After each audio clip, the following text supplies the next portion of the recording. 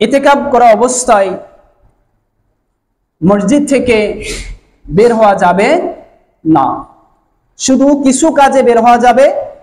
তার মধ্যে একটা হচ্ছে ওযু করার জন্য, নাম্বার 2 হচ্ছে গোসল করার জন্য, নাম্বার 3 হচ্ছে প্রস্রাব করার জন্য, পায়খানা করার জন্য। এগুলোর জন্য শুধু আপনি মসজিদ থেকে বেরোতে পারবেন। কিন্তু বাইরে গিয়ে ওযু করা অবস্থায়, গোসল করার অবস্থায়, আপনি প্রস্রাব করতে গিয়েছেন, পায়খানা করতে গিয়েছেন, কারোর সাথে কোনো কথা বলা যাবে না। সম্পূর্ণ নিষেধ, কারোর সাথে কোনো কথা বলা যাবে না। এরপরে আরেকটা বিষয় হচ্ছে, আমরা যারা ইতিকাফে বসি, যখন মসজিদের পাশে কোনো জানাজা হয়, আমরা সেটার মধ্যে আমরা অ্যাটেন্ড করি না। আপনি ইতিকাফে বসেছেন, আপনি অ্যাটেন্ড করতে পারবেন না। যদি আপনি জানাজা নামাজের মধ্যে অ্যাটেন্ড করেন, আপনার ইতিকাফ ছুটে যাবে, আপনার ইতিকাফ ছুটে যাবে। আপনি ইতিকাফ অবস্থায় জানাজার মধ্যে শরীক হতে পারবেন না। তো আমরা অনেকেই ভুল করে থাকি। ইতিকাফ অবস্থায় মসজিদের পাশে যখন জানাজা হয়, আমরা কি করি? সেটার মধ্যে অ্যাটেন্ড করি না। এটা সম্পূর্ণ নিষেধ। আপনি ইতিকাফ করা অবস্থায় আপনি মসজিদ থেকে বের হতে পারবেন না, এমনকি জানাজা নামাজও শরীক হতে পারবেন না।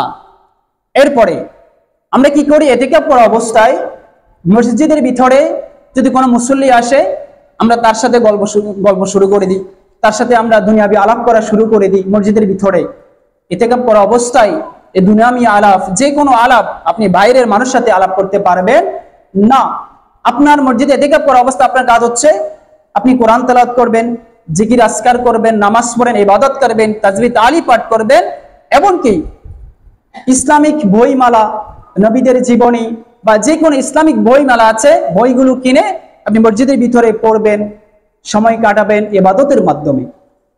মসজিদে এসেছে আপনার বন্ধু, এসেছে আপনার ভাই বারাদার এসেছে, আপনি তার সাথে গল্প গুজব শুরু করে দিয়েছেন। ইতিকাফ করা অবস্থায় আপনি কারোর সাথে দুনিয়াবি আলাপ করা যাবে না। সম্পূর্ণ ইবাদতের মধ্যে থাকতে হবে আপনাকে। হয় সেটা কিতাব পড়ার মাধ্যমে, হয় সেটা জিকিরের মাধ্যমে, হয় সেটা আপনাকে কোরআন তালার মাধ্যমে, হয় সেটা তাজবিদ তালি পাঠ করার মাধ্যমে, যে কোনো ভাবে আপনাকে ইবাদতের মধ্যেই থাকতে হবে। কেন রাসূল করিম সাল্লাল্লাহু আলাইহি সাল্লাম তো বলেছে, যে ব্যক্তি ইতিকাফে থাকে, যে যখন ইবাদতের মধ্যে থাকে, মনে হয় যেন সে যখন মসজিদ থেকে বের হয়, মনে হয় যেন তার জন্য এই 10 দিন সে সমস্ত নেকি অর্জন করে ফেলেছে। আমরা এই হাদিসে এসেছে তার জন্য যে ইবাদতের মধ্যে মশগুল থাকে।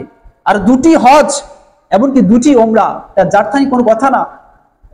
যে ব্যক্তি ইতিকাফের মধ্যে আল্লাহ সন্তুষ্টির জন্য ইতিকাফ করবে, সে কবুলকৃত 2টি হজের সওয়াব পাবে, এমনকি 2টি উমরার সওয়াব পাবে। সেজন্য সেগুলো আদায় করেছে। সুবহানাল্লাহ।